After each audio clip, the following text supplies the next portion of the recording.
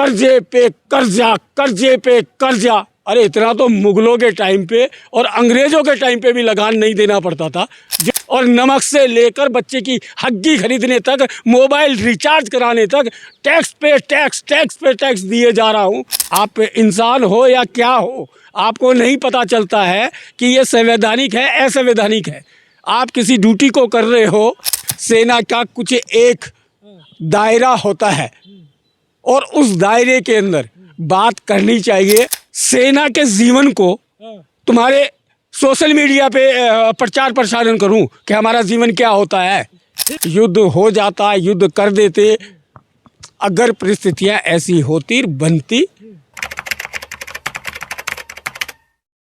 नमस्कार, आप देख रहे हैं 10 संपादक। मैं हूं आदर्श कुमार गौतम। आज हमारे साथ राजस्थान के एक सैनिक मौजूद हैं जो तोलोलिन जैसी विशाल पहाड़ियों पर लड़ाई लड़के आए हैं। हम इनसे बात करेंगे कि जिस तरह से हमारे नरवणे साहब ने किताब लिखा आर्मी के ऊपर, बताया कि जिस तरह से हमें बिल्कुल भी पता नहीं था और इंडियन आर्मी और इंडियन नेवी को तो बिल्कुल सरप्राइज मिला था अग्निवीर के रूप में। हम इस पर बात करेंगे कि क्या सरकार अपनी मनमानी कर रही है, उनसे कोई एडवाइजरी नहीं ले रही है, इनका क्या विचार है, हम इनसे जानने की कोशिश करेंगे। सर, आप क्या कहना चाहेंगे? पहले तो अपना नाम बता दीजिए। मेरा नाम भगवान सिंह है, मैं हाडोती राजस्थान से आता हूँ। अगर एक ऑफिसर ऐसे कह रहा है तो इसका मतलब उसने अपनी जो संवैधानिक पद की, सेना की एक पद था, उसके उत्तरदायित्व को ठीक से नहीं निभाया। इस तरीके का आदेश एक तो अग्निवीर का ही आया था। इस तरीके से राजनीति वाले इस देश को किसी षड्यंत्र के तहत ऐसा कुछ और गंभीर मसला कर दिया होता तो क्या होने देते। अच्छा, उन्होंने अपने किताब में लिखा है कि जो अग्निवीर है इनकी सैलरी 20,000 रुपये की गई थी और जो कि हमारे इंटरफेरेंस के बाद इसको 30 से 32,000 रुपये किया गया है। उस पर क्या बोलेंगे कि सैलरी को 20,000 किया गया था? अरे भाई, उन्होंने जो किताब में लिखा है, उन्होंने ये चीज़ें की हैं। अगर वो असंवैधानिक प्रक्रिया को अपनाया गया था तो उस प्रक्रिया को उन्होंने माना ही क्यों? रिटायरमेंट होके जाने के बाद में किताबें लिखते हैं और अपने पद के उत्तरदायित्व को निभाने में असमर्थ रहते हैं। ये कौन सा संवैधानिक अच्छा, तो कहीं ना कहीं उत्तरदायित्व को निभा रहे हैं? कहीं ना कहीं सरकार का तो दबाव रहता होगा। जैसे कि हम सुप्रीम कोर्ट के जजों को भी देख ले तो वो लोग बोलते हैं कि हमारे ऊपर दबाव रहता है, प्रेशर में काम करना पड़ता है। जो लोग दबाव में रहते हैं, जो लोग प्रेशर में रहते हैं, ऐसे लोगों का जो सिलेक्शन होता है, कहीं ना कहीं जो सिलेक्शन प्रक्रिया है वो इस देश की भ्रमित और भयभीत है। इसका मतलब देश के अंदर काम कोई भी ठीक ही नहीं हो रहा है, इस चीज को दर्शाता है। अच्छा भगवान जी, उस किताब में ये भी लिखा गया है कि जब चाइना और भारत का वो स्टैंड अप हुआ था उस समय प्रधानमंत्री, गृह मंत्री, सारे लोग मिल करके, रक्षा मंत्री, सब लोग यही बोल दिए थे कि आपको जो अच्छा लगता है करें। क्या अगर उस समय हमारे रक्षा जो थल सेना अध्यक्ष थे अगर युद्ध कर देते, उस समय की अर्थव्यवस्था कौन देखता और तमाम चीज़ें जो विदेश मंत्रालय करता, उन सब चीज़ों को कौन संभालता अगर हमारे साथ चाइना से युद्ध होता? जो तुम्हारे वो किताबों में पता नहीं क्या क्या खोलते हैं, क्या क्या नहीं खोलते हैं।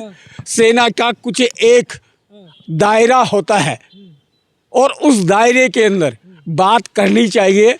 युद्ध हो जाता, युद्ध कर देते अगर परिस्थितियां ऐसी होती बनती तो बेहतर होता। ऐसा कुछ नहीं है कि हम किसी से कमज़ोर हैं, लेकिन फिर भी मुझे ताज्जुब होता है कि सेना की इस तरीके की चीज़ों का ऐसे सोशल मीडिया पे या ऐसे सवाल आ रहे हैं, ऐसी किताब आ रही हैं जो मैं मानता हूँ कि वो असंवैधानिक है और देश के सुरक्षा तंत्र को कमज़ोर करने की साजिश। क्या आपको लगता है कि जो किताब लिखे हैं वो असंवैधानिक किताब लिखने की कोशिश कर रहे हैं, जो ऐसे कुछ भी नहीं हुआ था? अरे यार, आप बात ही कैसी करते हैं? सेना के जीवन को तुम्हारे सोशल मीडिया पे प्रचार प्रसारण करूं कि हमारा जीवन क्या होता है? फिर भी तो जो किताब लिख रहा है उसमें तो दिख रहा है। उस जीवन को अपनाते हैं और भोगते हैं, उस संघर्ष को। तो हम इस देश के प्रति एक बहुत अच्छी तरीके से इस देश के देशवासी रह सके, उसके लिए काम करते हैं। आपको नहीं लगता है कि सेना उस समय दबाव में होगी? क्या आपको ऐसा नहीं लगता है? भैया सेना कभी किसी के दबाव में नहीं रहती है। हो सकता है ऑफिसर साहब दबाव में रहते होंगे। आपके अब सेना को दबाव में बना लोगे, आप सुरक्षित रह पाओगे? आपको हर आपदा में हम नज़र आते हैं और हर आपदा को हम बखूबी से आपकी सहयोग में रहते हैं और हमें दबाव में बता रहे हो। सेना कभी किसी के दबाव में नहीं रहती है।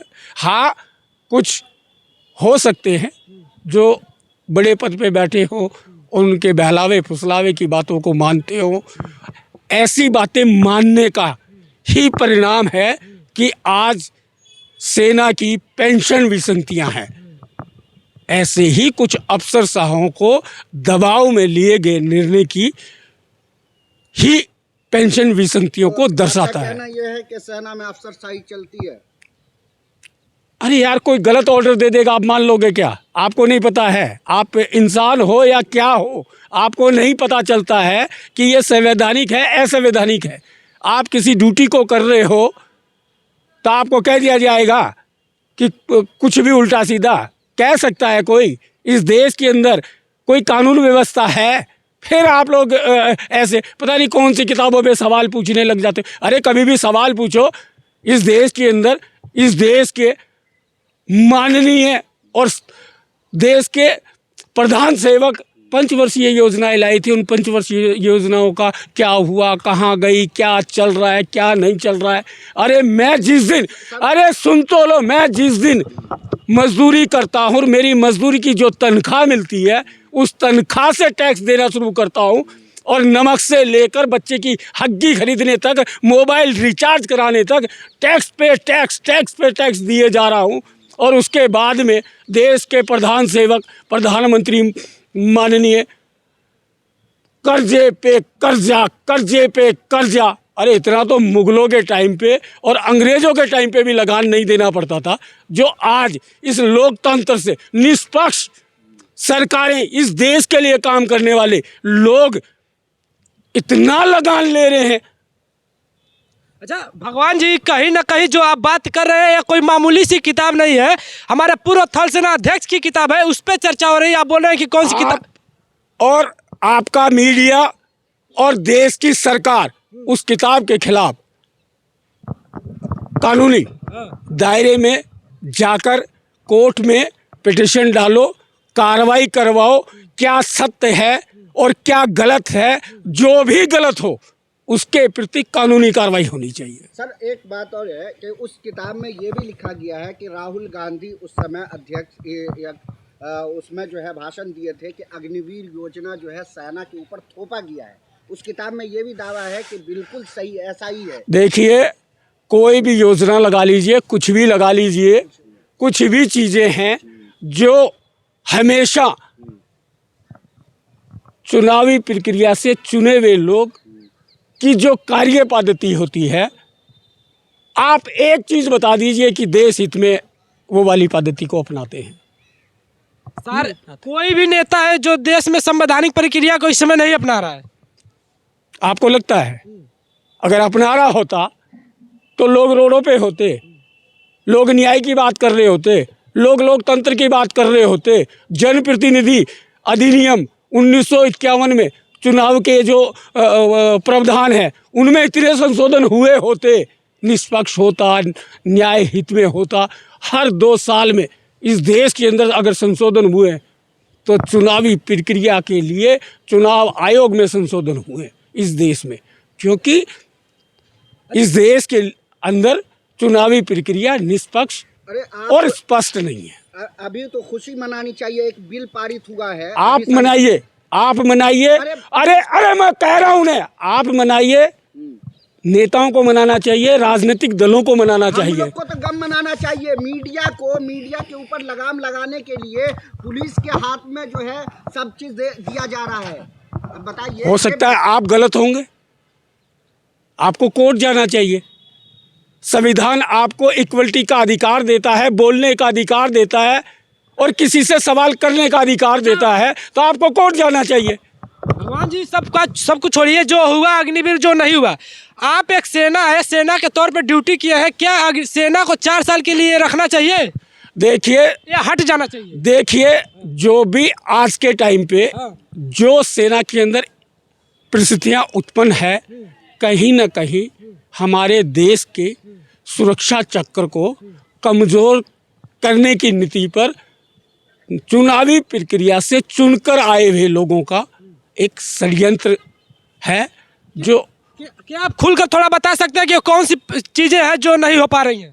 थोड़ा सा खुल के जो आप देखिए, अगर सेना के रिटायर्ड एक पेंशन के लिए धरने पे बैठना सेना का मनोबल गिराना, और अगर गैर कानूनी नहीं है जो उन्होंने किया है तो उनको इतना बड़ा पटल है सोशल और प्रिंट मीडिया का, चाहे डिफेंस मिनिस्टर हो, प्रधानमंत्री हो, जो भी लेकिन उस पार्टी का बोलने वाला स्पोक पर्सन आके समझाए कि हमने तो संवैधानिक प्रक्रिया में ऐसा किया, हर एक स्टेप। लेकिन बीजेपी तो हर अपने चुनावी रैलियों में गृह मंत्री मोदी जी बोलते हैं कि हम 70,000 करोड़, 80,000 करोड़, 90,000 करोड़ दिए हैं पेंशनधारियों को। कहीं ना कहीं कुछ अनदेखी, कुछ कमियां की होंगी, तभी वो सैनिक धरने पे है, तो क्लियर कर दे। हाँ, ये जरूर है कि इस देश के अंदर अगर गलत हुआ है, अगर वो व्यक्ति भी अगर अपने लिए न्याय मांगता है एक संवैधानिक प्रक्रिया में, तो हमारे देश के अंदर दुर्भाग्य है कि कोई सुनता नहीं है। बीजेपी हमेशा ये दावा करती आ रही है कि हमारी सरकार में सेना मजबूत हुई है, आप इसको किस तरह से देखते? देखिए, जो सैनिक होते हैं उन परिस्थितियों में उनका मनोबल मजबूत होता है, इसलिए सेना मजबूत रहती है। अगर सेना को मजबूत किया होता, सेना के मनोबल को मजबूत किया होता, तो सेना में अग्निवीर नहीं होता, पेंशन के लिए धरने पे नहीं होते, बातें नहीं उठ रही होती, ये किताब नहीं आई होती। तो आप इन चीज़ों को जानते हैं और देश की राजनीति भी जानती है इन चीज़ों को कि वो कर क्या रहे हैं और उसके दुष्परिणाम क्या निकलेंगे, क्या नहीं निकलेंगे।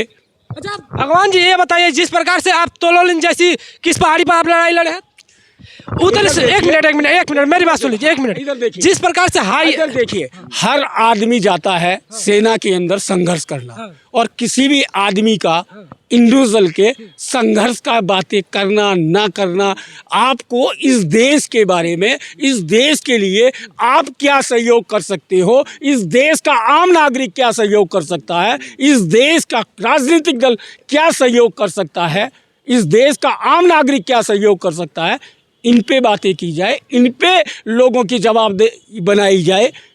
बिल्कुल हम वही बात कर रहे हैं। जिस तरह से भारत, चाइना और पाकिस्तान जैसे अपने दो दुश्मन मुल्क से घिरा है, एक तरफ पहाड़ी है और एक तरफ पहाड़ी के साथ साथ बर्फ भी है, दुनिया की सबसे ऊंची हिमालय चोटी है, अपना हमारा बॉर्डर लगाता है, पाकिस्तान के साथ भी बॉर्डर लगाता है, रेगिस्तान। एक मिनट सर, एक मिनट, क्वेश्चन सुन लीजिए। उस तरह के माहौल में क्या हम 6 महीने की आपने ट्रेनिंग दे करके उनको पक्का कर पाएंगे अग्निवीर के तहत? क्वेश्चन है मेरा। हमारे देश के जवान के अंदर इतना उसका मनोबल हाई है कि उसको बिना ट्रेनिंग भी अगर देश के लिए ऐसा कह दिया जाए तो वो बिना ट्रेनिंग भी 7 दिन की ट्रेनिंग में भी उन परिस्थितियों से लड़ने की क्षमता रखता है। यही ये भारत के नागरिकों के वांशिक गुण है जो इस देश की सेना को मजबूत बनाते हैं, और इस देश के नागरिकों ने प्रथम विश्व युद्ध, द्वितीय विश्व युद्ध, हर ऐसे युद्धों में भाग लिया है। जी, आप एक तरफ बोल रहे हैं कि सेना अगर मजबूत हो रहती तो अग्निवीर नहीं आती, दूसरी तरफ आप बोल रहे हैं कि 7 दिन की ट्रेनिंग काफी है। वो आप जैसे भारतीय नागरिक जो चुनावी प्रक्रिया को से चुनकर जाते हैं, उन लोगों की नीतियां हैं, दूषित है तो वो है सेना, और सेना का जवान कहीं पे भी कमज़ोर नहीं है और किसी परिस्थिति से लड़ने के लिए सक्षम है, सक्षम नहीं है लेकिन तो लेकिन कहीं ना कहीं आप मान रहे हैं कि अग्निवीर देश के हित में नहीं थी, उस पर काम नहीं हुआ है अच्छे से, उसके बाद से दूसरी तरफ आप बोल रहे हैं कि वो 7 लोग दिन तो की ट्रेनिंग काफी है। आज भी अपना काम ठीक कर रहे हैं। अग्निवीर जाने के बाद अग्निवीरों में से शहीद हुए हैं, आप उन पे उंगलियां उठा रहे हैं। इस देश को शर्म नहीं आती है? लेकिन सरकार तो शहीद मानने के लिए तैयार नहीं है ना, अग्निवीरों को शहीद का दर्जा नहीं दी जा रही। पहले से कह रहा हूं कि चुनावी प्रक्रिया से गए हुए नेताओं की नीतिगत विवेक के कारण ऐसा हो रहा है। उनकी नीतियां ठीक नहीं है, उनका विवेक ठीक नहीं है। इस देश के जवान का विवेक और बहादुरी पहले भी वैसे ही थी, और आज अगर अग्निवीर जा रहे हैं वो भी शहीद हो रहे हैं और अपने कर्तव्य की निष्ठापूर्वक निभा रहे हैं। निभा नहीं रहे तो यह चुनावी प्रक्रिया से चुने हुए संवैधानिक पदों पर बैठे हुए व्यक्ति विशेष इस भारत के साथ में धोखा कर रहे हैं। अच्छा, एक लास्ट क्वेश्चन है यही मेरा, अगर हमारे जो थल सेना अध्यक्ष है उनकी बातों में, किताब की बातों में थोड़ी भी सच्चाई है तो क्या उसकी जांच होनी चाहिए कि नहीं होनी चाहिए? देखिए, रिटायरमेंट के बाद किताब आई है, आई नहीं, अभी उसके परमिशन ही नहीं मिल रहा है।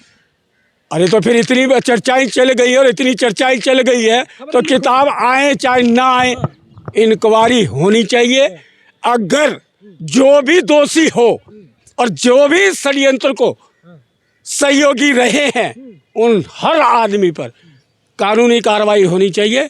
हमारा संविधान और हमारी न्यायपालिका और हमारे शासन प्रशासन के नियम कानून ऐसा करने के लिए बाध्य करते हैं और कार्रवाई होनी चाहिए। धन्यवाद।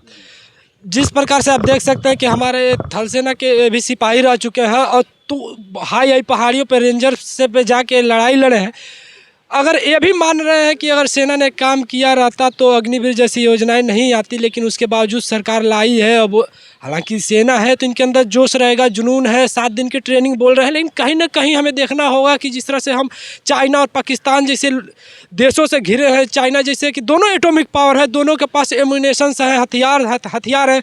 पाकिस्तान कंगाल हो चुका है अपनी हथियार खरीदने के कारण, उसके बावजूद उसके पास हथियार है, बहुत काफ़ी मात्रा में हथियार है।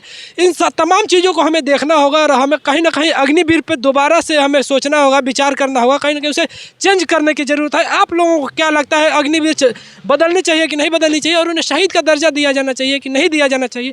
पूरी बातचीत पर आप अपनी प्रतिक्रिया हमें कमेंट बॉक्स में दीजिएगा। मिलेंगे अगले वीडियो में, तब तक के लिए जय हिंद।